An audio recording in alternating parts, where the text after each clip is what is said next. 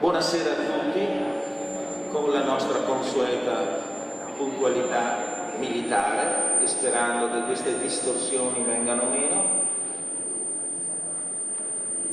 diamo inizio alla seconda conversazione geopolitica di CESMA.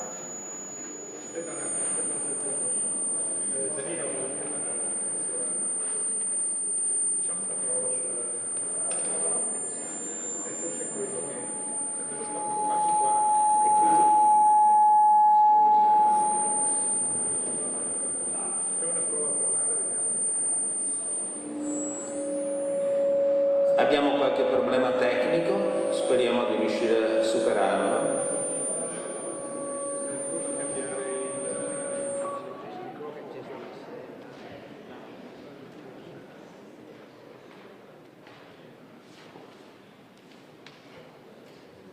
Questo microfono funziona in maniera più efficace. Buonasera a tutti, ben arrivati.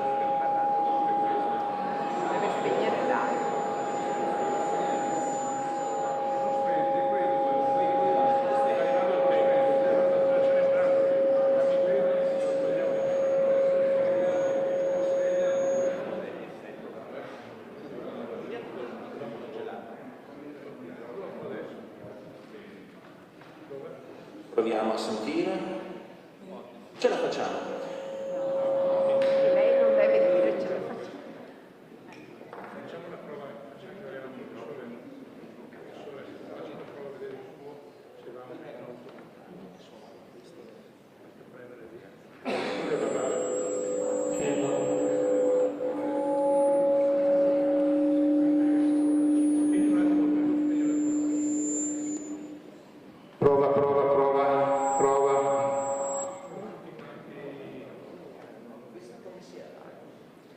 Proviamo con questo?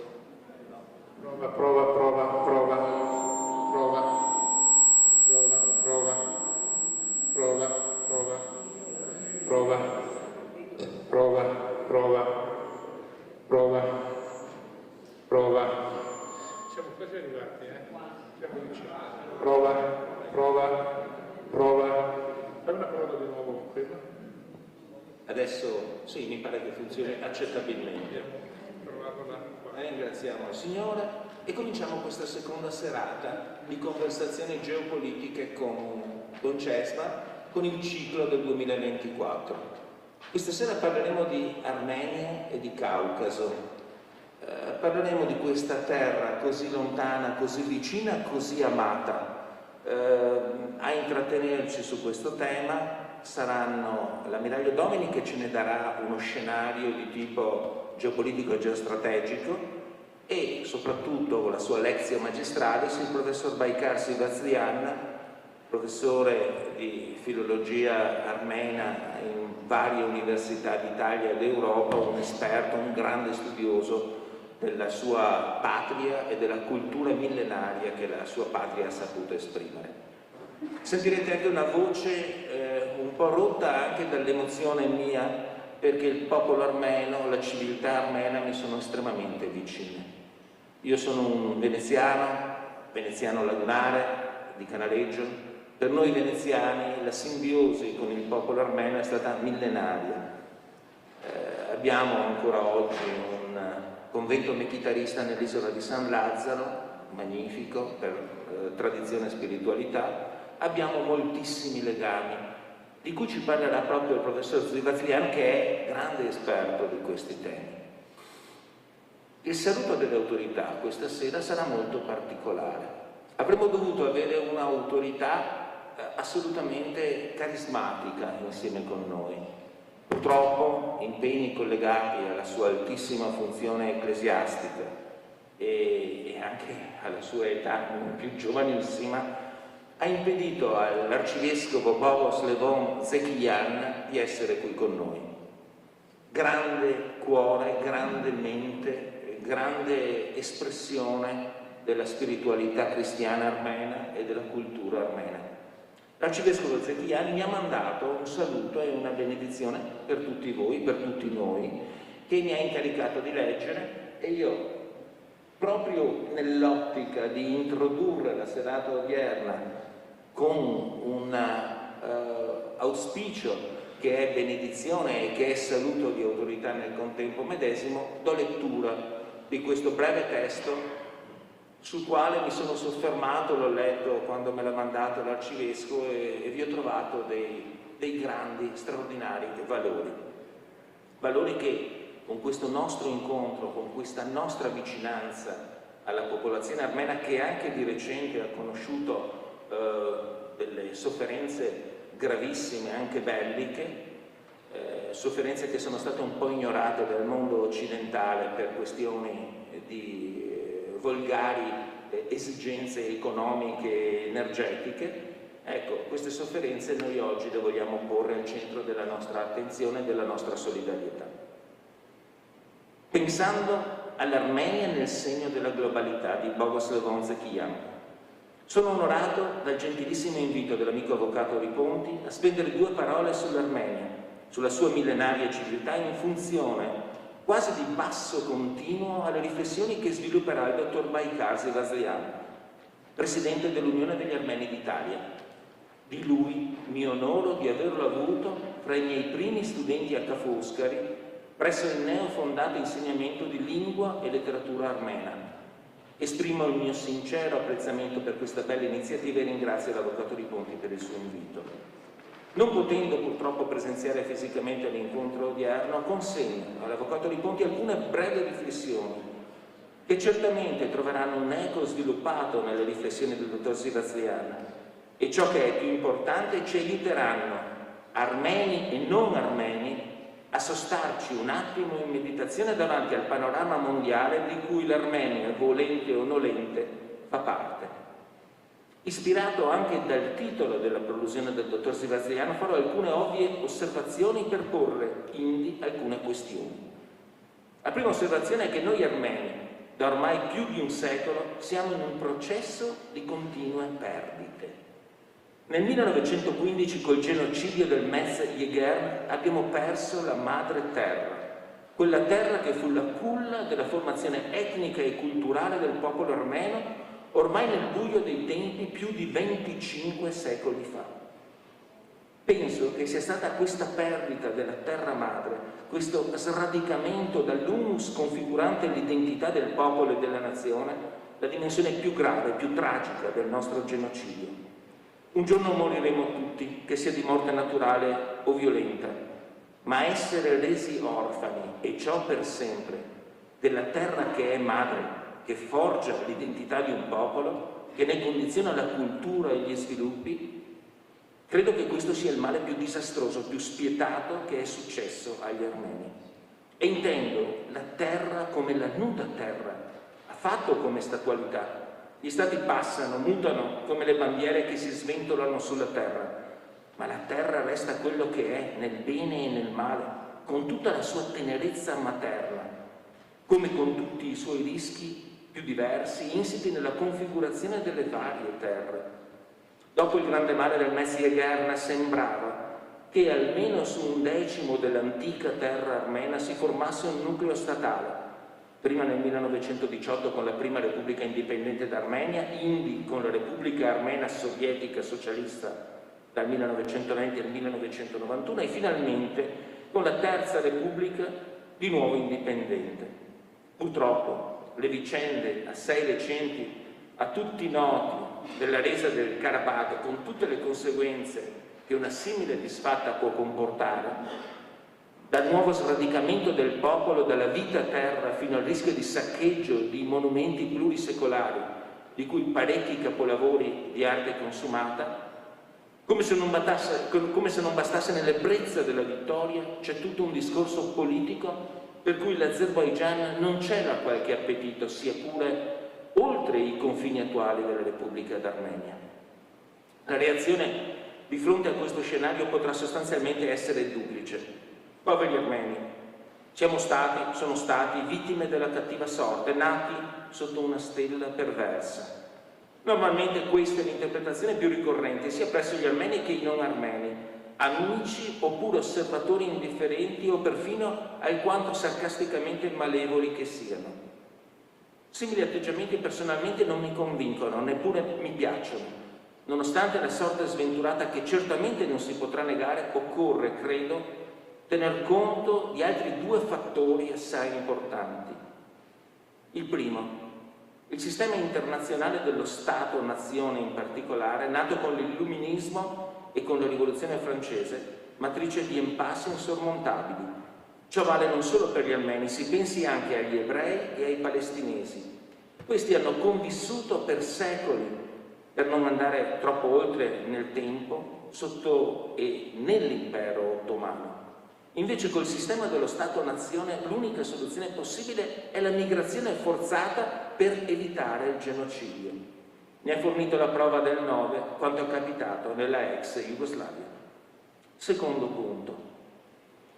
Gli errori politici e diplomatici commessi, nel nostro caso specifico dagli armeni, lo studio e l'ammissione di questi errori che purtroppo non si fanno o non si fanno sufficientemente, non toglie nulla all'orrore del crimine commesso. Se è lecita una metafora che sembrerà persino banale, è quella di porgere la testa nelle fauci della belva. Se fai questo errore micidiale, la tua testa è evasa e di te non c'è l'ombra. Ecco, cari amici, ho messo già troppa carne al fuoco. Sono sicuro le dotte e sagge spiegazioni del dottor Sebastiano aiuteranno sia noi che l'opinione pubblica armena a vedere almeno la complessità della questione e attraverso lo sforzo comune di riflessione a correggere possibilmente gli errori del passato e a sviluppare una politica più consona alle esigenze sia della storia che della corrente congiuntura internazionale.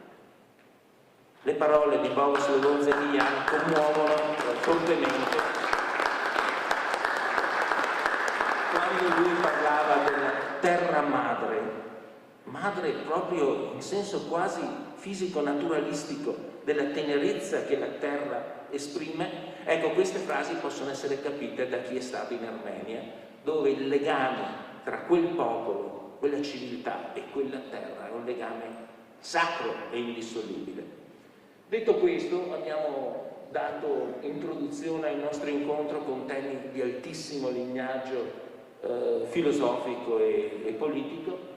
Mi pregio di dare la parola al nostro Presidente, il quale, Presidente, anche con dei supporti nelle slide di estremo interesse, inquadrerà l'Armenia nel quadrante geopolitico del Caucaso, un quadrante caucasico, un quadrante assolutamente problematico e nevralgico, se posso dire, in un momento come quello attuale in cui la geopolitica la sta facendo da padrona nel condizionare i destini delle nazioni. Ammiraglio, la prego, ci illustri quello che è il suo punto di vista. Grazie. Grazie Danilo di questa splendida introduzione. Allora, innanzitutto, quando abbiamo iniziato a pensare a questo incontro sull'Armenia, devo dire che molti si sono fatti avanti per darci una mano e per costruire una specie di piccola squadra, perché devo dire che questo ciclo nasce proprio dall'Armenia, poi si è allargato e sono qui tutti quanti in evidenza. In particolare mi preme di ringraziare non solo la signora Daniela che gestisce il nostro sito del CESMA, ma Vive TV che ci ha filmato e ha permesso che tutti i nostri soci, ovunque siano nel mondo, possano vedere questa conferenza, il Comune di Vittorio Veneto che ha messo a disposizione questa bella sala, l'Immes Club Vittorio Veneto, la Fondazione Federpiazza che ci ha sostenuto anche lei nella fase iniziale, un altro sito che in qualche modo è vicino a noi che è Okimag Geopolitical Reports, e la Banca Prealpi che si è offerta di finanziare e di sostenere questo evento. Ma perché l'Armenia?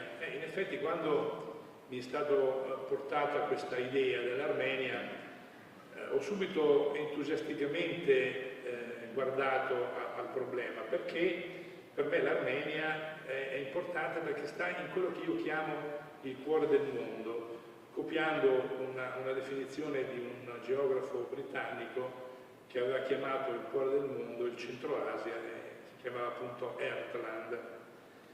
non è veramente proprio l'Ertan è un pochino più a oriente, però di fatto il Caucaso.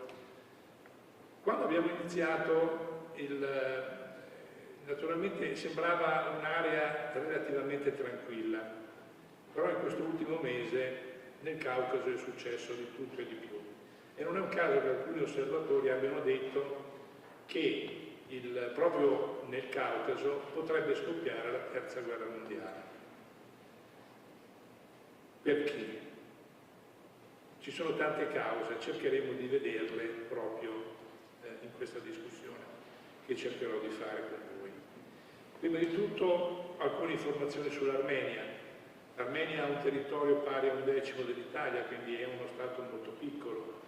La popolazione è 1/20 di quella italiana, una popolazione che ha appena citato nella fase iniziale Danilo, è una popolazione che va scendendo. Basta dire che alla dissoluzione dell'impero sovietico in Armenia c'erano 3.700.000 abitanti, oggi sono 2.750.000, quindi hanno perso quasi 900.000 abitanti. Il territorio è un territorio montano, non è un territorio facile.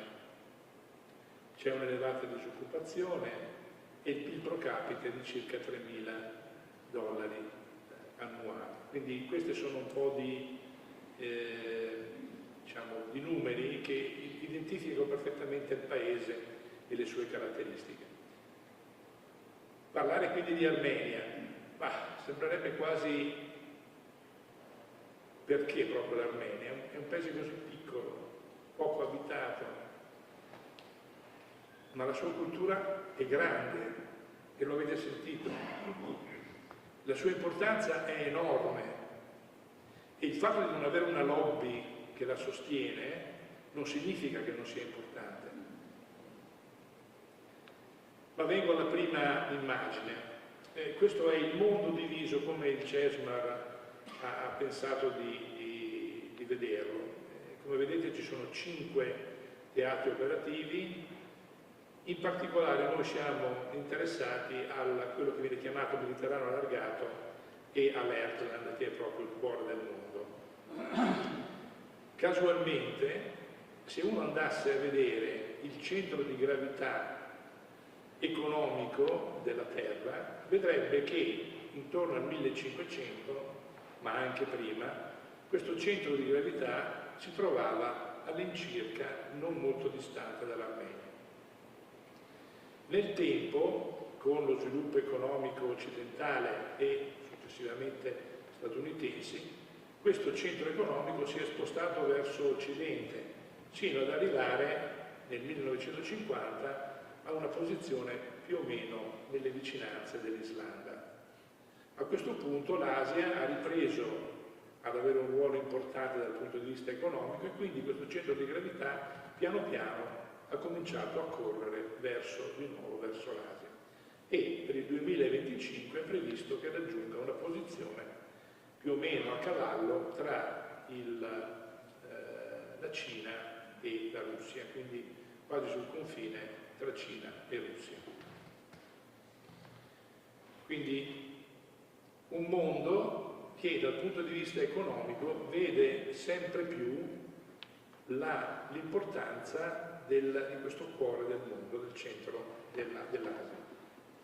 Ma se noi andiamo a vedere le repubbliche ex sovietiche nate dalla dissoluzione dell'Unione Sovietica, come vedete alcune sono molto grandi come il Kazakistan, alcune sono molto montuose come il Turkmenistan e il Kirghizistan, scusate, il Tagikistan e il Kirghizistan.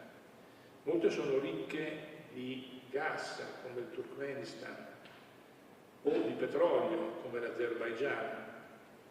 Tutte queste realtà hanno vissuto il dramma della dissoluzione dell'Unione Sovietica, un dramma che è pesato moltissimo. Basti pensare che in Azerbaigian c'erano 300.000 armeni che hanno dovuto lasciare l'Azerbaigian e trasferirsi in Armenia, come anche 200.000 azeri hanno lasciato l'Armenia per trasferirsi in Azerbaigian. quindi tensioni e problemi di varia natura che hanno toccato tutti questi stati. La cosa che invece andrebbe diciamo, ripresa in qualche modo è che in questa terra che in tutto l'Ottocento ha visto la rivalità tra Gran Bretagna e Russia per il suo dominio, i britannici erano in particolare molto preoccupati che un'eventuale discesa della Russia fino all'Indiano potesse mettere in crisi l'impero e le colonie indiane e pakistane, allora tutte unite in un'unica realtà. Bene, questo grande gioco che nasce dalla voce di un colonnello britannico, poi ripreso da Kipling, ma soprattutto famoso per questo libro di Hawkins, Il grande gioco appunto, racconta tutti questi eventi. Bene, tutto questo si è riproposto pari pari a partire dal 1992 e gli attori non sono stati più la Gran Bretagna e l'Unione Sovietica o la Russia prima, ma sono un po' tutti. Hanno cominciato ad arrivare gli Stati Uniti, i cinesi, gli indiani, i francesi. E guarda caso, se noi andiamo a vedere queste terre, vediamo che sono le aree dove più di tutti ci sono degli scontri, c'è il caos. Qualcuno dice un caos inizialmente costruttivo, altri parlano di caos creativo. Nella realtà è un caos voluto, una strategia del caos voluta per mantenere una perdurante instabilità.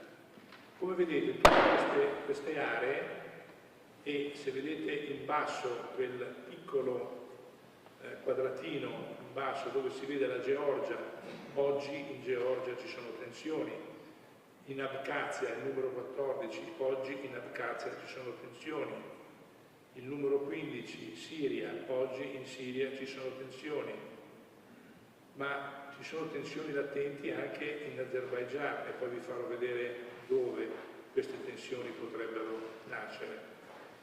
C'è un 16 che è un altro numero importante perché parla di un'altra storia, quella della Cecenia, che ha avuto 2 guerre. Quindi tutta questa zona è una zona estremamente delicata. E questo è il motivo per cui qualcuno dice se una terza guerra mondiale deve scoppiare, scoppierà nel Caucaso. Naturalmente la Russia percepisce tutto questo come un senso di accerchiamento. Ma perché tutto questo grande interesse, soprattutto da parte cinese? Perché la Cina, voi sapete che Marco Polo si trasferì in Cina lungo quella che era la Via della Seta. La Via della Seta in quel periodo era unificata grazie ai mongoli che avevano creato un'unica realtà, chiamiamola geopolitica. Poi, una volta che i mongoli sono crollati come realtà, la divisione ha impedito che ci fosse questa contiguità tra le varie terre. Quindi i cinesi hanno deciso che era opportuno investire in una nuova amicizia tra i popoli e uno sviluppo economico che consentisse dall'Oriente il raggiungimento dell'Europa. Questa si chiama la Belt and Road Initiative e la vedete qui definita. Tra l'altro, se guardate, è molto interessante perché nell'area del Perù, qui è solo abbozzato, ma la Cina ha costruito un grandissimo porto che consente quindi di giungere in tutto Sud America provenendo dalle coste cinesi. Questa è un'idea che è nata nel 2013 e che è stata immediatamente avversata dagli Stati Uniti. Perché?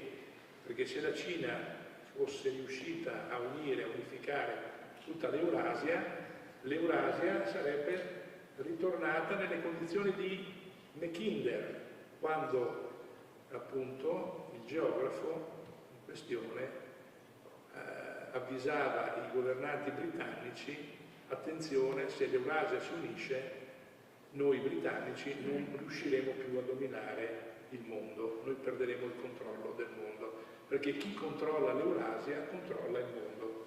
Questo è, e quindi capiamo anche perché l'Armenia è importante, perché l'Eurasia è lì, dove anche c'è l'Armenia, e quindi è un punto fondamentale, ed è per quello che tutti vogliono in qualche modo avere un rapporto con quest'area caucasica e transcaspica. Ma ce n'è un'altra, questa è un'immagine che ho inserito pochi giorni fa, grazie a un amico peruviano, uno stratega peruviano, che mi ha messo in guardia sul fatto che ci sono nuove strade, non è più solo la via della seta, ma c'è anche una strada che i russi stanno sviluppando che taglierà l'Asia da Mosca verso l'India, e quindi i russi non avranno più bisogno né del Baltico né del canale di Suez per arrivare in India, sfruttando il Mar Caspio e sfruttando le varie strade che verranno costruite nell'area iraniana e kazaka. Altro momento importante e da sottolineare per l'Armenia, il problema delle pipeline, gas e petrolio. Cosa è successo con la guerra in Ucraina? Noi europei abbiamo bloccato l'ingresso in Europa, ho tentato di bloccare, in realtà ancora noi usiamo gas e petrolio russi, ma hanno tentato di bloccare il grosso del gas che arrivava in Europa dalla Russia. E l'alternativa, la prima alternativa è stata lo sfruttamento dei grossi giacimenti del Turkmenistan e dei grossi giacimenti di petrolio proprio dell'Azerbaigian. Ed ecco quindi che, come vedete, questi grandi pipeline attraversano tutto il Caucaso, ma molto così lascia un che di tristezza per l'Armenia. Come vedete, nulla di questo passa per l'Armenia. L'Armenia, per volontà dell'Azerbaigian, non ha alcuna voce in capitolo. Tutte le pipeline passano direttamente dall'Azerbaigian alla Georgia. E questo ci fa capire subito il perché la guerra nel Nagorno-Karabakh è andata come è andata. Perché nessuno si è voluto mettere contro l'Azerbaigian. Il mondo ha accettato quello che stava accadendo senza appoggiare gli armeni in una disputa territoriale. Adesso lo vedremo meglio quando parleremo degli amici e dei nemici dell'Armenia. Quindi eccoci qui di nuovo sulla questa situazione. Praticamente tutto arriva al famoso TAP, che praticamente entra dalla Puglia e ci porta il gas che arriva direttamente dall'Azerbaigian e dall'Armenia. Questo ha dato anche un potere alla Turchia incredibile, perché la Turchia, partendo dalla guerra di Libia del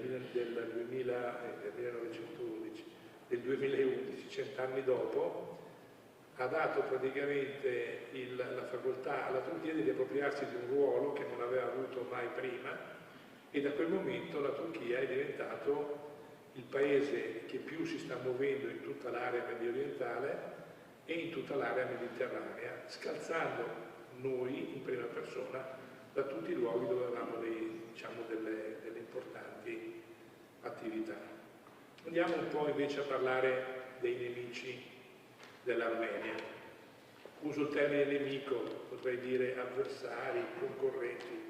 No, nemico proprio così si capisce. Gli azeri, appena si sono liberati dell'impero sovietico, si sono molto divertiti nella caccia agli armeni. Quindi essere armeno in Azerbaigian era estremamente pericoloso, non nella fase iniziale, ma man mano che il tempo andava avanti c'era veramente una caccia agli armeni. Ecco perché sono tutti quanti fuggiti in fretta e furia verso lo Stato armeno. Ma guarda caso la Georgia, uno dice, i georgiani sono cristiani, quindi teoricamente dovrebbero essere grandi amici degli armeni. Sì, in alcuni momenti li hanno aiutati, ma gli interessi legati al gas e al petrolio sono tali che gli azeri sono un pochino più importanti per i georgiani, e poi i georgiani non hanno gradito molto che gli armeni fossero troppo amici dei russi, visto che loro nel 2008 avevano combattuto contro i russi una guerra che hanno perso in maniera netta. Poi naturalmente la Turchia che nasconde gli effetti del genocidio ancora oggi, e lo nasconde con tutti e aggredisce chiunque parli di genocidio. Il Kurdistan, che non esiste, ma sono i più grandi nemici degli armeni, i curdi. E poi 3 paesi, Germania, Spagna e Italia, ho messo anche l'Italia, perché siamo tutti e 3 schiavi dei turchi, e quindi, perché noi da loro prendiamo di fatto il gas, questo significa che non ci metteremo mai contro i turchi.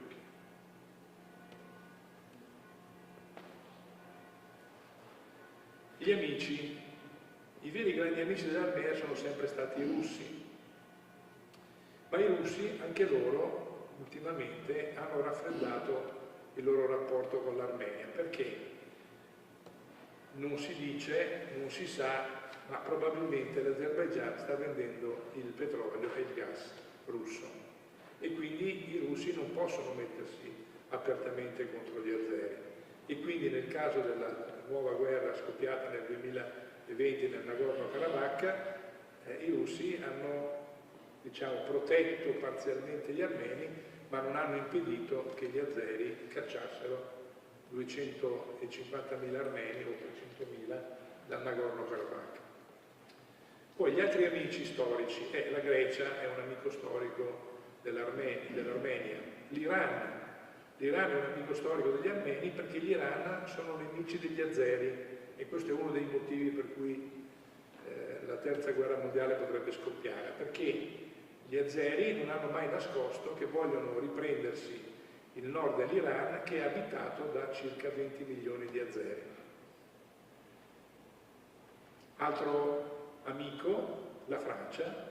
La Francia è il secondo paese al mondo per numero di armeni che vivono nel paese, il primo sono gli Stati Uniti, ed è l'unico che ha in qualche modo promesso un aiuto reale all'Armenia. Tra l'altro la Francia è legata molto strettamente anche alla Grecia, quindi è l'unico paese europeo che ha una politica seria nei confronti dell'Armenia. Gli Stati Uniti a parole aiutano gli armeni, ma io, se fossi armeno, mi fiderei poco degli Stati Uniti, sebbene la componente armena degli Stati Uniti può esprimere un importante peso, però è un peso non così elevato come le lobby ebraiche, perché purtroppo gli armeni non hanno una lobby così forte come la lobby ebraica. Certo che se gli armeni si avvicinassero troppo agli Stati Uniti, perderebbero la Russia e l'Iran, e si ritroverebbero, e forse anche l'India, e si ritroverebbero a vivere in una zona circondati da nemici e non avere nessuno che in qualche modo li possa aiutare. Quindi un isolamento totale. Ma chi sono questi armeni? Allora, per definire un po' gli armeni, ho voluto chiudere in maniera parzialmente divertente, perché quello di cui parliamo non è molto divertente, però questa è una storia molto simpatica, è una storiella molto simpatica. È la visione di un ambasciatore americano presso l'impero ottomano, e che trattando dei vari abitanti dell'impero ottomano cerca di dare una priorità all'intelligenza. Leggo solo la parte finale. È un detto comune, probabilmente ha qualche fondamento nella realtà, che ci vuole l'ingegno di 4 turchi per avere la meglio su un solo franco. Un franco sono gli europei, i levantini, come vengono chiamati. 2 franchi per ingannare un greco, 2 greci per ingannare un ebreo e 6 ebrei per ingannare un armeno. Quindi dava una valenza al popolo armeno molto, molto elevata. Ecco qui una cartina un pochino più esaustiva dell'Armenia, con quelle specie di dinamite. Quali sono i 3 problemi con l'Azerbaigian? Il Nagorno-Karabakh è il primo, non è un problema finito. Poi c'è il legame, come vedete l'Azerbaigian possiede un'area, vediamo se si vede vedete questa la freccia? Si riesce a vedere? Se no.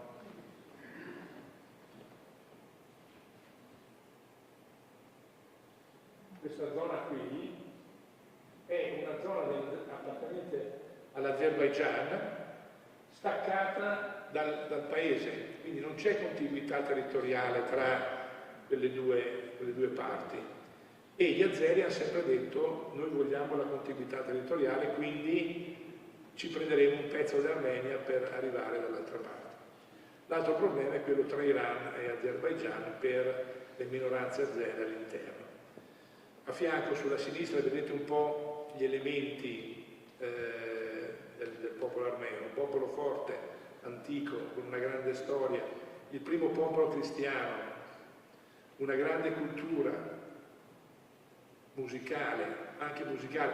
Purtroppo non siamo riusciti a far sentire la musica perché la musica è molto interessante. La musica armena oggi chiede prepotentemente l'Europa e quindi fa capire quanto il popolo armeno voglia arrivare in Europa. E poi il problema del genocidio, e io ancora non sapevo che avremmo parlato molto di Veneto e legame Veneto e armeni, il legame nostro come terra con gli armeni. Vi ringrazio e passo la parola al nostro ospite.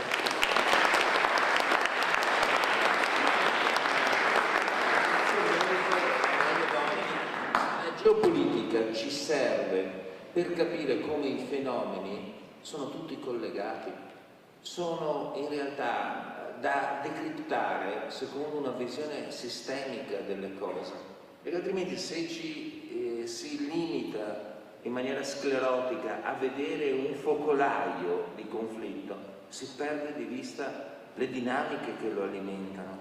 Grazie generale per questa, ammiraglio, per questa straordinaria, seppur rapida carrellata di input e di sollecitazioni. Volevo unirmi al ringraziamento a Federpiazza. Federpiazza, qui copiosamente presente, è un'associazione vicina, con il cuore, con la partecipazione all'Armenia, e in questo mi ci ritrovo perfettamente. E quando abbiamo maturato questa idea, la loro adesione a questa iniziativa è stata entusiastica, perché sono veneti, il legame tra gli armeni e il Veneto e Venezia è formidabile, è storico, è unito da legami religiosi, è unito da legami spirituali e si è articolato nel corso di secoli e secoli. Abbiamo il grandissimo piacere di avere qui la massima autorità che ci può illustrare questo dettaglio importante e che costituisce poi una motivazione straordinaria per cui noi non dovremmo voltare le spalle quando succede qualcosa di brutto all'Armenia, ma dovremmo invece essere pronti, solidali, perché abbiamo vissuto un pezzo lungo di storia insieme, condividendo valori di bellezza, di arte, di spiritualità. Baikar, il mio amico Baikar Sivaslian, a te la parola, grazie. E grazie, buonasera. Prima di iniziare, due cose doverose. Primo, il saluto che vorrei portare dell'Unione degli Armeni d'Italia, che è un ente, pensate, creato nel 1955 con un decreto del Presidente della Repubblica Italiano. È un atto molto interessante, è un atto di grande attenzione, di grande civiltà da parte dello Stato italiano. Ripeto, nel 1955, era da pochi anni, da 10 anni, finita la guerra, per cui penso che erano anni che lo Stato italiano, il Presidente della Repubblica di allora, avesse ben altre cose a cui pensare, ben altre disgrazie affrontare e risolvere. Però visto la presenza di questa, vorrei chiamare tragicamente, dei rimasugli di una nazione di cui parlava il mio carissimo maestro, padre Levon Zekian, arcivescovo degli Armeni Cattolici di Costantinopoli, che oggi purtroppo si chiama Istanbul.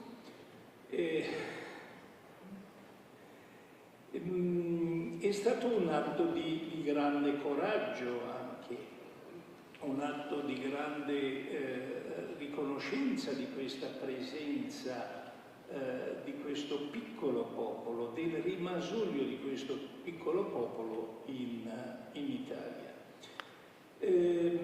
Seconda cosa che vorrei subito dire è il mio personale ringraziamento per la vostra sensibilità. Io conosco da tanti anni, potrei dire da decenni, Federpiazza, che è stata una fondazione sempre ha aperto le sue porte, e le porte per esempio della città di Treviso, dove noi 10 anni fa abbiamo potuto affrontare il centenario del genocidio degli armeni. Forse è stato uno dei grandi eventi italiani dove erano presenti sia le comunità armene d'Italia ma anche le autorità della Repubblica dell'Armenia. So che per diversi giorni c'era la presenza dell'ambasciatore dell'Armenia in Italia, per cui tutte queste cose che ci legano, tutte queste cose che legano il popolo armeno al Veneto, ai vari centri del Veneto. Io volevo rapidamente percorrere questa meravigliosa storia di un'amicizia concreta. Ho voluto intitolare il mio, diciamo così, queste due parole che vorrei trasmettervi: una meravigliosa storia di accoglienza e di reciproco arricchimento, non solo culturale ma anche economico.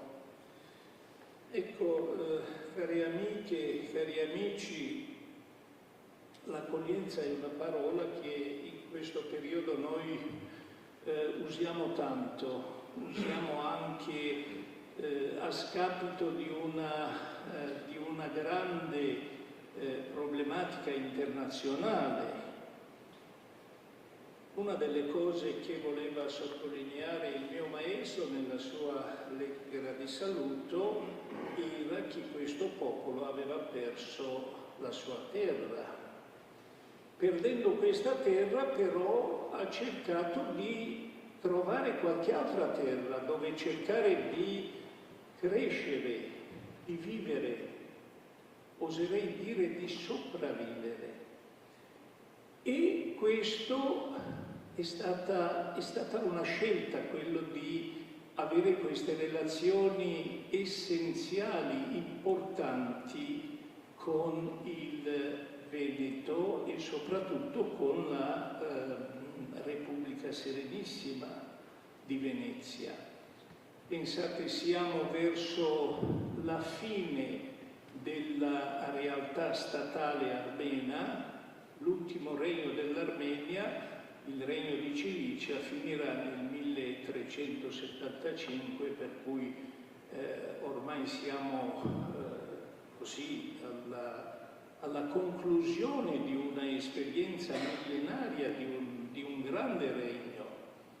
Pensate che, poi forse pensate di Nerone come un brutto personaggio, imperatore molto cattivo che dava fuoco alla città.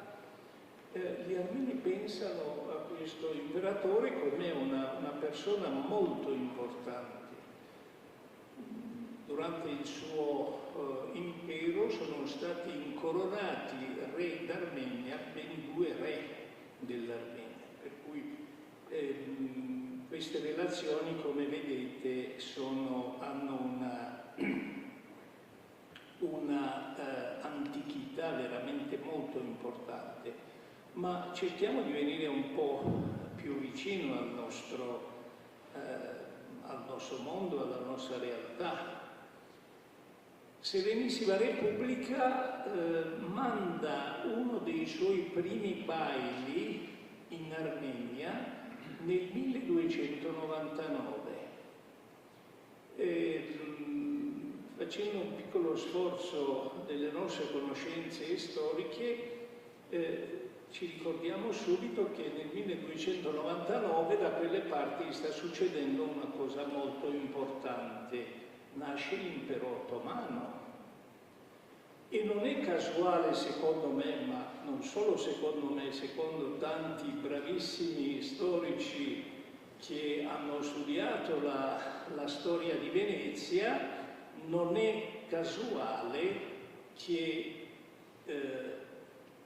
la Serenissima Repubblica manda una rada praticamente da quelle parti, installa in un paese, se anche piccolo, se anche debole, se anche ormai sta tirando le cuoia, come si dice, però installa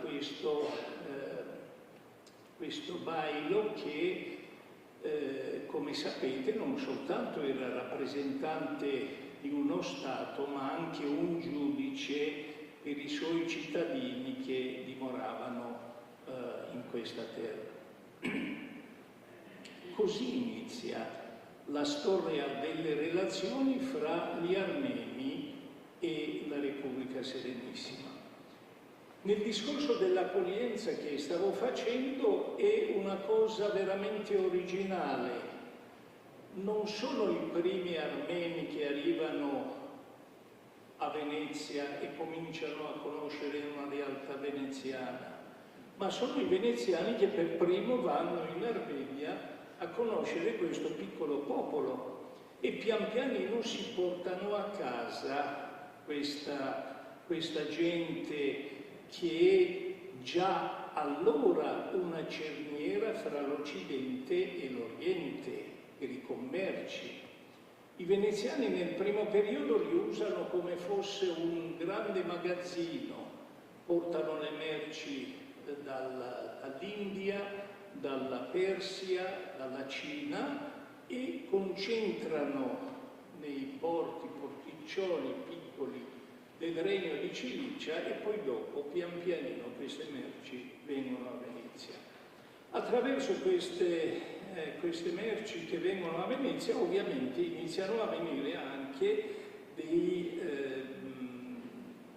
armeni, dei singoli personaggi, non necessariamente tutti commercianti, vengono anche delle organizzazioni religiose, vengono anche degli intellettuali, e questo lo sapremo subito, quasi immediatamente.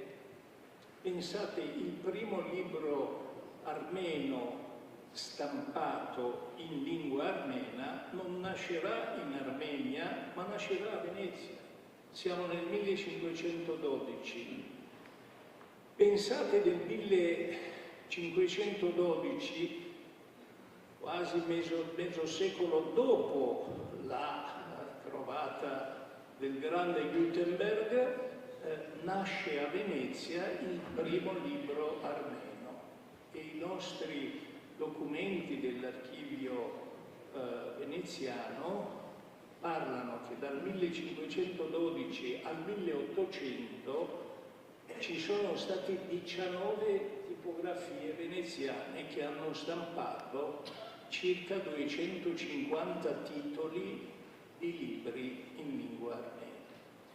Ecco, un attimino pensate che questo non era soltanto una operazione culturale, dietro l'operazione culturale c'era anche un'operazione economica.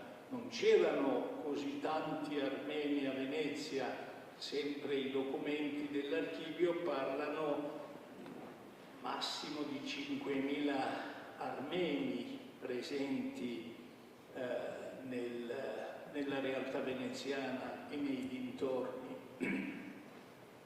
Questi libri venivano caricati sul naviglio veneziano e portati nel Medio Oriente, in vari paesi del Medio Oriente, e venduti agli armeni. Tra pochissime cose che la mia famiglia è riuscito a salvare dopo il genocidio, c'è un libro appartenente al mio nonno paterno, che è un libro stampato a Venezia e c'ha un timbro di un venditore, un libraio della città di Sebas, antico Sebaste. Ecco, questa è una di quelle rare cose che io conservo nella mia casa e che mi è toccato portare da casa mia, delle mie origini, ed è per me è come fosse una sacralità che unisce me come figlio di armeni alla città dove il destino ha voluto che io crescessi. Io sono arrivato al Collegio Armeno di Venezia, avevo 12 anni, adesso ne ho 72, per cui insomma è passato un po' di tempo. È un tempo molto importante anche per me, per la mia famiglia. E mia figlia, per esempio, è l'unica veneziana della famiglia. Mia moglie era bresciana, io sono un armeno di Costantinopoli, per cui Venezia continua ad essere un fulcro essenziale per gli armeni. Ovviamente non è tutto finito con questo tipo di lavoro culturale economico. Nel 1700 arriva un gruppo di sacerdoti cacciati via dall'impero ottomano attraverso Modone, arrivano a Venezia. Prima vengono ospitati, chi conosce un po' Venezia, a San Martin, in questo angolino dietro Arsenale di Venezia. Non è casuale, perché noi abbiamo addirittura delle documentazioni della presenza di un Antonio Suriano, armeno, che è stato colui il quale ha pensato di mettere pare i primi cannoni sul naviglio veneziano. Per cui c'era già una comunità abbastanza importante. Ecco, saltiamo al 1700, arriva questo sacerdote Mechitar con 6-7 suoi confratelli e desidera fondare una congregazione, perché stavano già insieme, non avevano uno spazio, sempre dal discorso del mio maestro della perdita della terra. Cioè questa gente aveva tutte le cose possibili, immaginabili, però non aveva la terra dove mettere le radici. Ecco, ci pensa la Repubblica Veneta, gli dà a disposizione una isola abbandonata, che adesso chi di voi è andato a vedere è una isola meravigliosa, San Lazzaro degli Armeni, dove è nata una congregazione importantissima. Questa congregazione ha stampato, purtroppo adesso non c'è più la stamperia, non c'è più la tipografia, in 36 lingue diverse del nostro tempo. Questa congregazione ha aperto ben 82 scuole, quasi in tutte le comunità armene sparse nel mondo. Fra questi 2 importantissime scuole nel 1800, quello di Venezia è molto importante, dove padre Levon Zechian è stato anche direttore di questo collegio, oltre a fare il docente universitario, faceva anche il direttore del collegio, per cui non so come ha resistito, però insomma ce l'ha fatta. Queste persone hanno preparato praticamente dopo il genocidio tutto quello che si poteva formare della gioventù armena, perché non c'erano più. Chi conosce un po' la storia del genocidio degli armeni, la prima sera, il famoso 24 aprile, quando gli armeni tuttora commemorano questo terribile evento, la sera del 24 aprile è il giorno che in una notte i giovani turchi praticamente raccolgono tutta l'intelligenza del popolo armeno che era concentrato a Istanbul e li fanno fuori. Per cui la mattina dopo questo popolo non ha più una mente pensante. Per cui i padri armeni iniziano a formare una nuova realtà. Questa operazione, pensate, si ripeterà dopo la caduta dell'Unione Sovietica. Sembra una cosa incredibile. Sembra un destino di un popolo.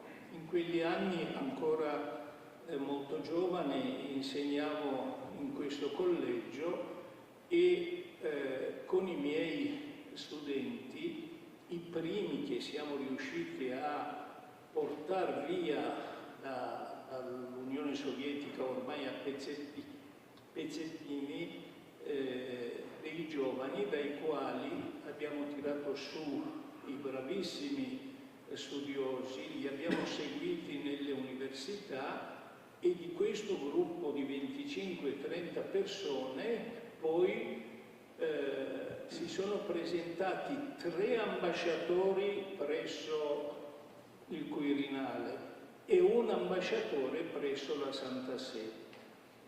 Per cui questa meravigliosa storia si è ripetuta fino all'altro ieri. Ecco perché questa ricerca di una terra che ormai era perduta, è vero che esisteva una Repubblica dell'Armenia, ma abbiamo vissuto in questi ultimi 2 anni anche questa Repubblica sta forse perdendo la sua entità, almeno come una realtà politica forte.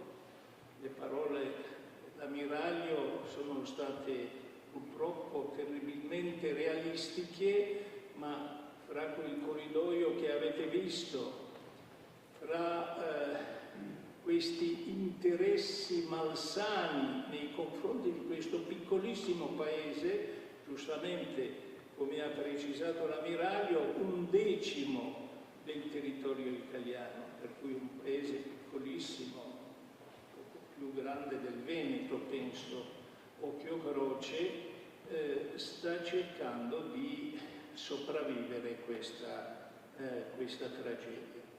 Noi oggi abbiamo 120.000 profughi del Nagorno-Karabakh che si trovano in Armenia. Dai dati che circolano anche nella diaspora armena, il governo armeno penso che fino al mese di aprile del 25 riuscirà a mantenere questa gente, a dare un piatto di pasta o un tozzo di pane. Dopodiché, chiedo scusa, perché i numeri spesso non sono facilmente comprensibili. I profughi armeni dall'Azerbaigian è come se in Italia improvvisamente 6 milioni di italiani fossero arrivati dall'estero. Quindi pensate a un piccolo Stato come l'Armenia che accoglie 300.000 persone, significa per noi italiani 6 milioni di persone. È un problema enorme per uno Stato. Ecco, questo perché altrimenti se no uno pensa che sia tutto quasi scontato, no? Cosa saranno mai 200.000 persone? I nostri immigrati annuali sono 200.000, ma significa 6 milioni di persone. poi se pensate quello che è stato appena detto dall'ammiraglio, cioè il pro capite, quello che ha un cittadino armeno della Repubblica dell'Armenia in tasca, appena diciamo sufficiente per la sua sopravvivenza. Ovviamente la gente sta facendo di tutto, le comunità armene sparse nel mondo stanno tentando di aiutare in tutti i modi, ma non è che anche il mondo nella sua totalità sta attraversando un momento molto facile. Poco fa abbiamo parlato del Libano, abbiamo notato la situazione della Siria che stiamo vivendo giorno per giorno. Erano dei grossi centri, Aleppo per esempio, di armenità. Questa gente ormai non ha più la possibilità neanche di sopravvivere, per cui figuriamoci in che modo possono aiutare i loro fratelli in Armenia. Ma guardate, io ho imparato anche sulla mia pelle di essere molto ottimista, per cui un armeno è difficile che si spari. Pensate il personaggio di Charles Aznavour. Penso che quasi tutti voi conoscete questo nome, la sua musica meravigliosa. Charles Aznavour era una persona nata appena i suoi genitori erano arrivati a Marsiglia, al porto di Marsiglia, e ha dovuto fare una vita difficilissima, una vita incredibilmente complicata.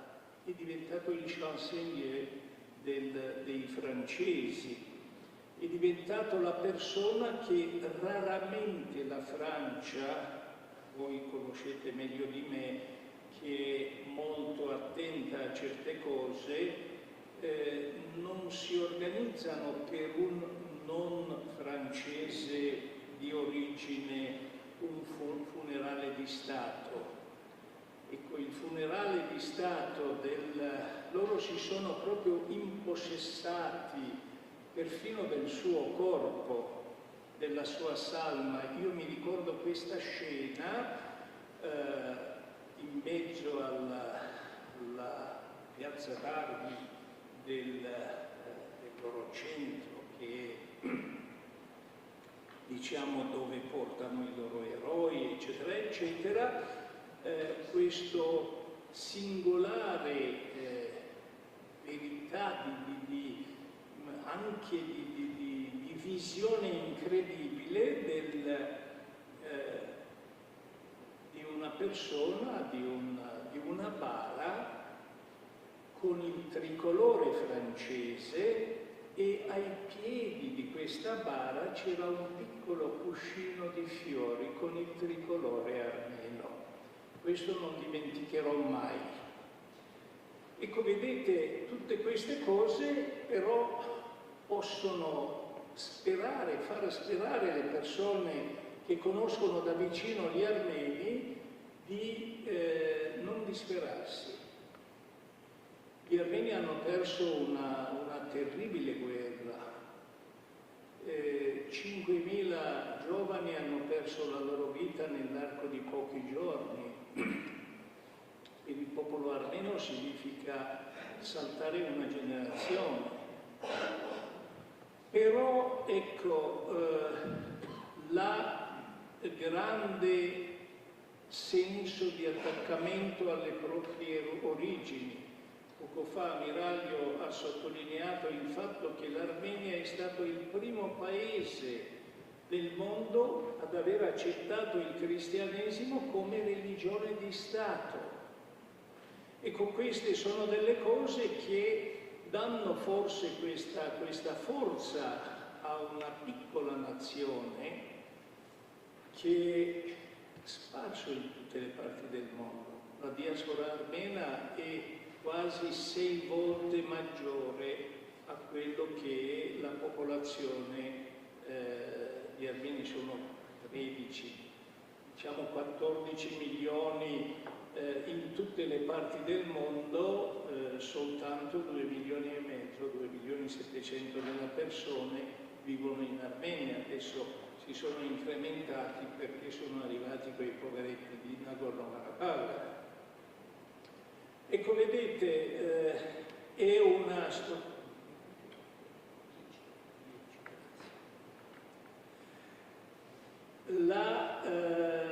guardando al nostro futuro, io penso che quegli amici dei quali si parlava poc'anzi hanno qualche cosa da fare.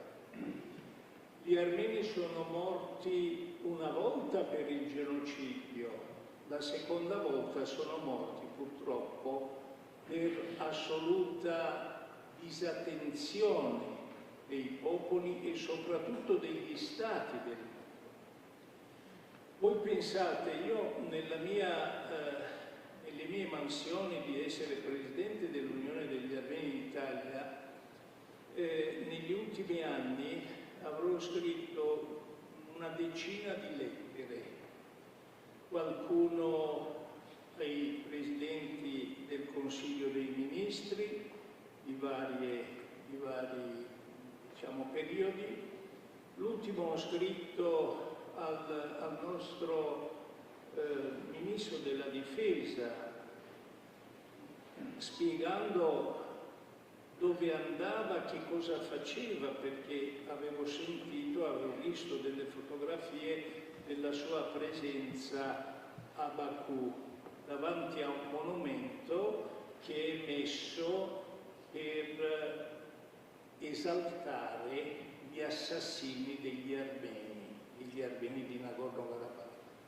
E ho visto il nostro Ministro della Difesa, che come sapete è un uomo molto grande, molto corpulenta, a inchinarsi davanti a questo movimento, a questo monumento.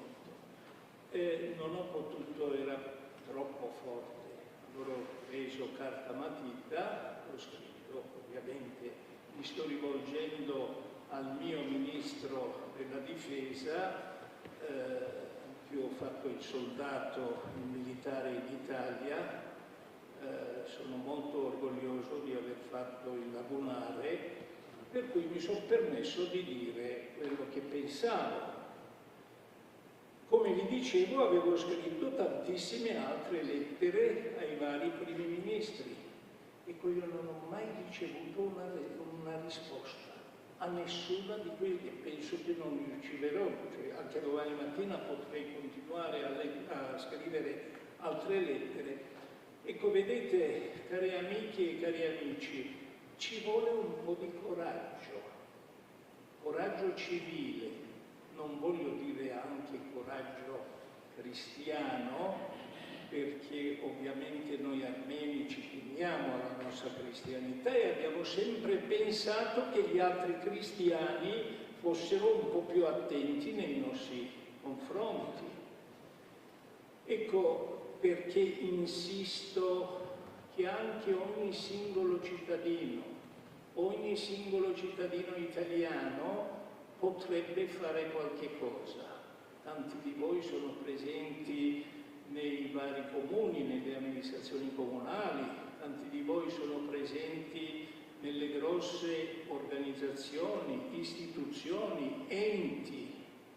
Ecco, la mia preghiera è quello di chiedervi di non guardare dall'altra parte. C'è stato il genocidio degli armeni e tanti hanno guardato da un'altra parte. Dopo 30 anni c'è stato l'olocausto degli ebrei, anche lì tanta gente ha guardato dall'altra parte e adesso abbiamo tanti problemi. Qualcuno che se ne intende bene di queste cose dice la Turchia è da 45 anni che sta bussando alla porta dell'Unione Europea e ogni volta con qualche scusa viene rigettato la sua richiesta. E tanti dicono che finché non riconoscerà il genocidio degli armeni probabilmente le porte non si apriranno. Non parlo dei diritti umani, cioè pensare soltanto quello che hanno patito i curdi e patiscono tuttora i curdi in Turchia, sarebbe un altro genocidio degli armeni, solo che gli armeni erano 1,5 milioni, i curdi sono quasi 30 milioni. Ecco, queste cose ci devono costringere ad avere il coraggio di guardare alla faccia della realtà e quando succedono delle cose non trovare quelle scuse.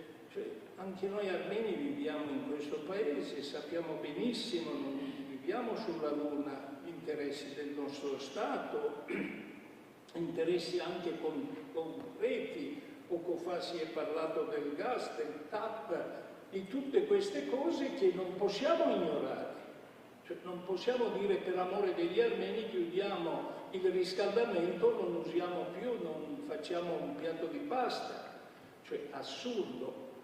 Però proprio perché abbiamo dei legami di un certo tipo con certi paesi, un amico potrebbe dire magari a bassa voce alcune cose che nel grande teatro politico potrebbe essere proibitivo a pronunciare per certe parole. Per cui ecco, io vorrei concludere le mie parole con questa speranza, con questa richiesta da parte vostra di non guardare dall'altra parte. Ci siamo anche noi. Grazie.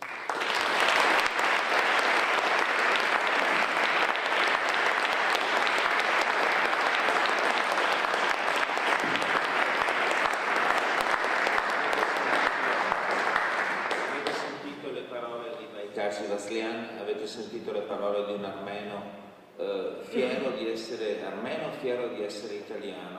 La domanda che sottende a questo nostro incontro, che è il titolo di questo nostro incontro, una civiltà in pericolo, punto interrogativo, la risposta che si potrebbe dare è: se si volta alle spalle, se ci si fa dominare dalla pavidità, dall'ipocrisia, dall'interesse economico, la civiltà armena è in pericolo.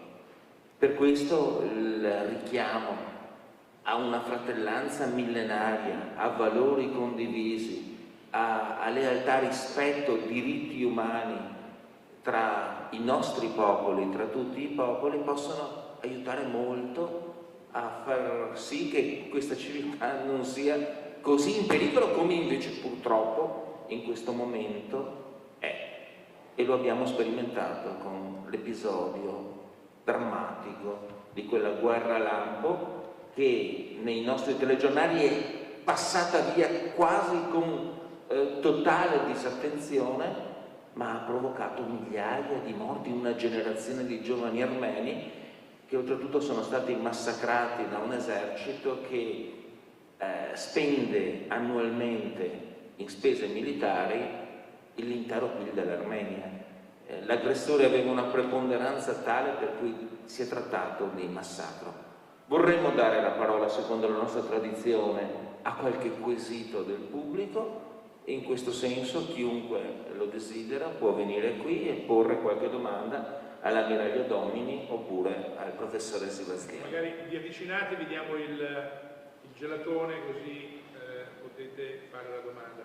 Sì, volevo ricordare che uno dei più grandi alleati dell'Azerbaigian è stato Israele, che ha fornito le armi che hanno poi ucciso gli armeni, quindi anche lì non è stata secondo me una scelta molto felice, però anche là è un problema di petrolio e gas, quindi Israele che ha il petrolio dall'Azerbaigian ha sostenuto gli azeri contro gli armeni. Qualche domanda? Sì. Intanto che pensate a delle domande, vi leggo alcune frasi che ho tratto da un libro di Tiziano Terzani. Il libro si chiama Buonanotte signor Lenin. La frase è questa: al contrario dell'olocausto ebraico che è entrato nella coscienza del mondo, Il genocidio armeno non fu mai recepito dall'opinione pubblica internazionale e il peso della sua colpa non è stato messo là dove doveva andare. E qui fa il riferimento e la differenziazione tra la Germania, che si è presa la colpa dell'Olocausto, e la Turchia, che invece non se l'è mai voluta prendere questa colpa.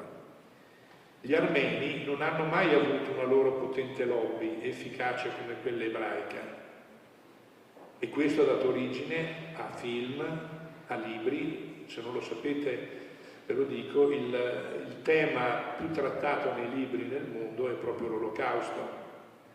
Di armeni, del genocidio armeno, non si sa praticamente nulla. Non è stato mai adeguatamente promosso, fatto conoscere. E vi dirò anche che quando qualcuno ci prova, la protesta dei turchi, sia diplomatica che economica, è fortissima, per cui non si può parlare di genocidio perché subito intervengono, e non lo può fare nessuno. E quando dico nessuno, anche il Vaticano. Se il Vaticano parla del genocidio armenio, i turchi immediatamente si inalberano. Magari domani ci chiameranno e diranno che, avendo noi parlato di genocidio armeno, non siamo autorizzati ad andare in Turchia. Tutto sommato, essendo io filo greco, non ho una grande... non mi preoccupo più di tanto. Ecco, adesso spero che qualcuno possa fare delle domande. Sì, giusto una domanda molto semplice. Credo che l'Armenia oggi è in difficoltà e deve in qualche modo bilanciare dal punto di vista geopolitico verso Mosca e verso l'Occidente.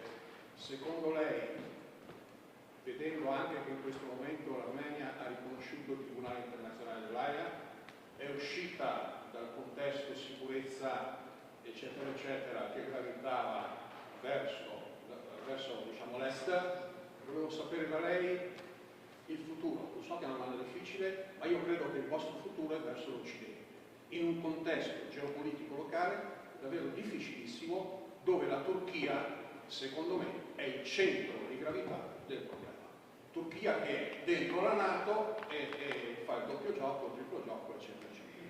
In tutto questo aggravato, questa è la mia opinione, da una classe politica, io direi, inadeguata a livello mondiale. Grazie. Allora, invito anch'io a fare una domanda, se funziona. Sentite? Pronto?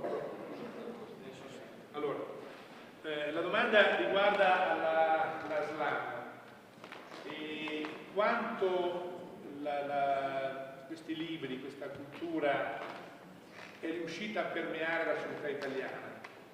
La società italiana è pronta a sostenere l'Armenia, in un caso io non l'ho fatto proprio apposta di dire l'Italia è amica dell'Armenia ma contemporaneamente amica dell'Azerbaigian, da chi abbiamo il petrolio e il gas da loro, ma certamente siamo legati culturalmente all'Armenia. Quanto la cultura e la letteratura può fare per avvicinare il popolo italiano al popolo armeno? Allora, prima rispondo all'ultima domanda. Io penso che qualsiasi tipo di aiuto, qualsiasi tipo di vicinanza nasce dalla consapevolezza, dallo studio e dalla conoscenza. Per cui io penso che dei libri come quello della mia diciamo connazionale Antonia Aslan è un libro che ha portato a una massa di cittadini italiani una certa preparazione, una certa informazione, se anche romanzata, però tantissima gente che non conosceva il genocidio degli armeni ha saputo qualche cosa.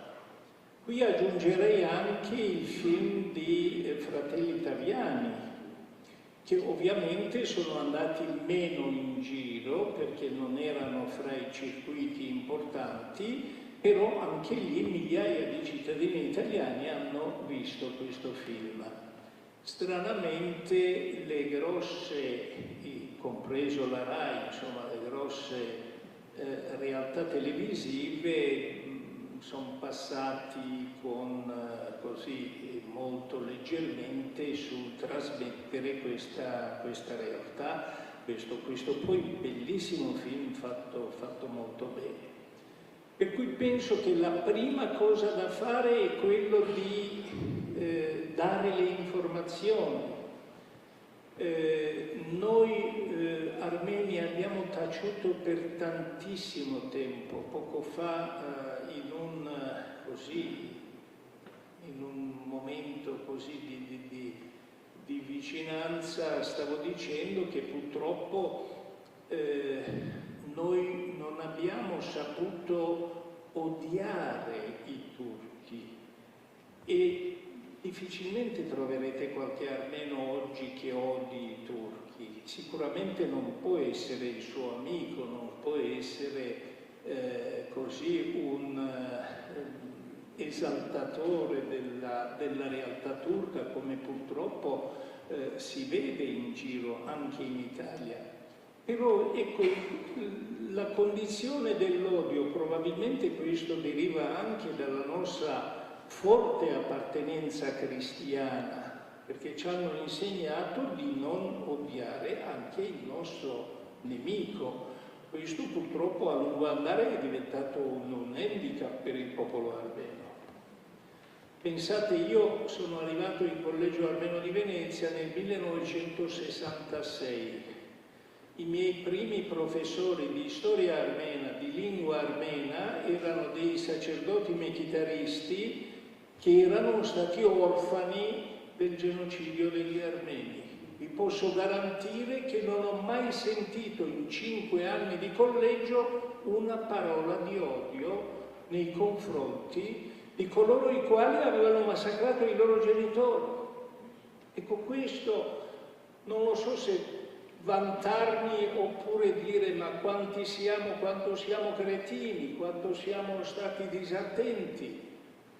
Lascio a voi, giudicate voi. Questo è stato lo spirito armeno, questo è stato, mai nella storia gli armeni sono andati a casa altrui, semmai quando hanno potuto hanno tentato di difendere la propria casa. Questo è stato forse questa troppa civiltà, questa troppa cultura in un mondo dove queste cose in certi momenti non contavano moltissimo.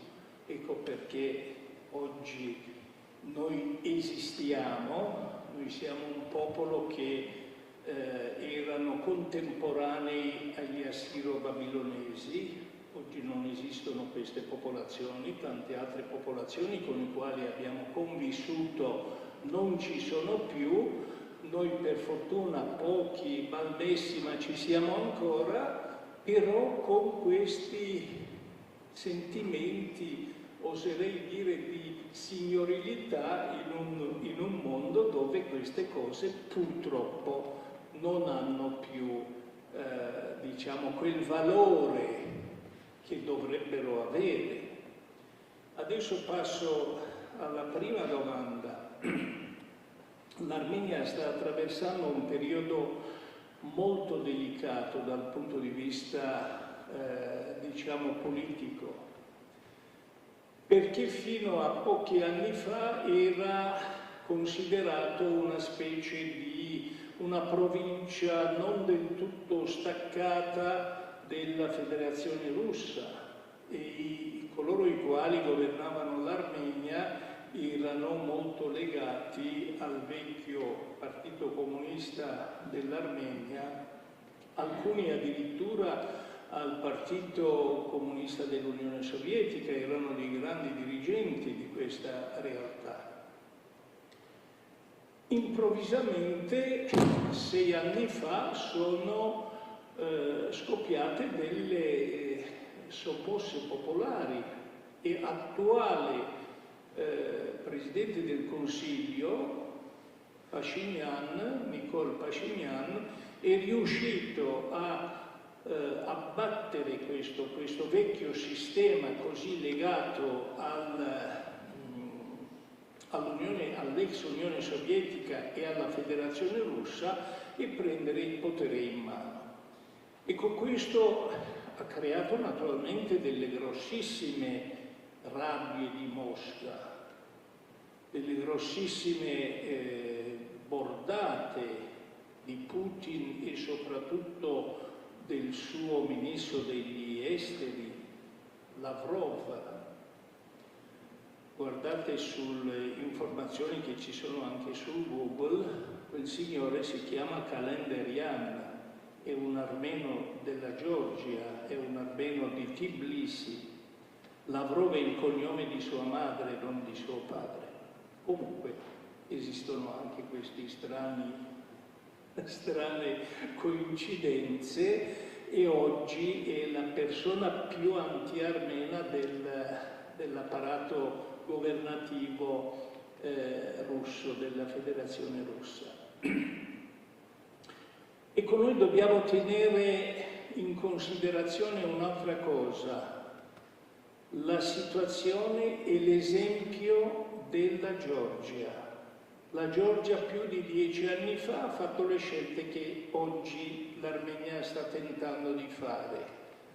Il risultato cos'è stato? La metà della Georgia è stata occupata dalla Russia. Né l'Unione Europea né la NATO, con grandi movimenti iniziali, non hanno fatto nulla per poter tenere dalla propria parte. Ecco, io non vorrei, da armeno della diaspora o da cittadino italiano di origine armena, che mi piace più presentarmi in questo modo, che facessimo la fine della Georgia. E ricordatevi che parzialmente questo programma è già successo, e già la prima parte del programma è realistico. Abbiamo perso Nagorno-Karabakh e oggi abbiamo un'Armenia in bilico.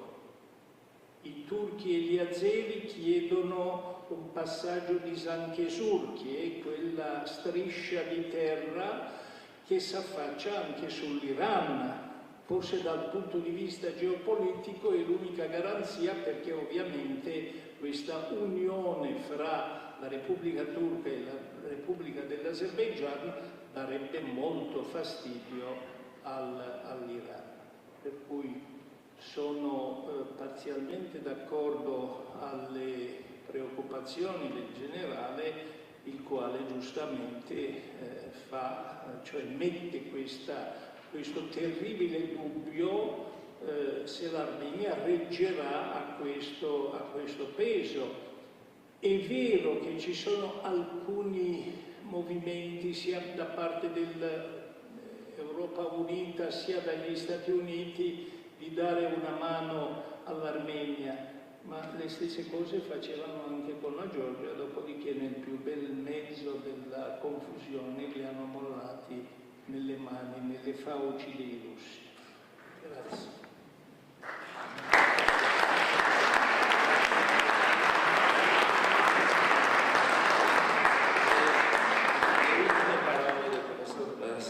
Ci evidenziano l'importanza di tenere accesa la fiaccola dell'Armenia, dell'attenzione verso l'Armenia. L'Armenia in questo periodo vive un momento di criticità. Il cappello russo che aveva in qualche misura protetto l'Armenia, questa piccola isola cristiana in un territorio che cristiano non è, non c'è più.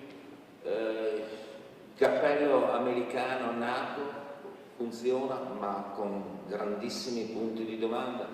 Le preoccupazioni sono molte, quello che possiamo fare noi è ricordarci sempre dei nostri amici armeni, di rivivere la storia che ci ha visto fratelli, che ci ha visto uniti, andare in Armenia e capire la grandezza di una civiltà millenaria cristiana e che ancora oggi, anche attraverso la sua lingua, oltre che attraverso la sua religione, la lingua è uno strumento importantissimo per quanto riguarda l'identità armena, resta ancora viva e libera. Grazie mille. Volevamo donare al professor Sivazlian un piccolo oggetto. Il nostro artista ufficiale di CESMAD, artista veterinario dottor Renzo Piccin, ha realizzato un sasso molto affascinante con il simbolo di CESMAD e è dedicato al professor Sivazlian in occasione di questo evento. Grazie a voi.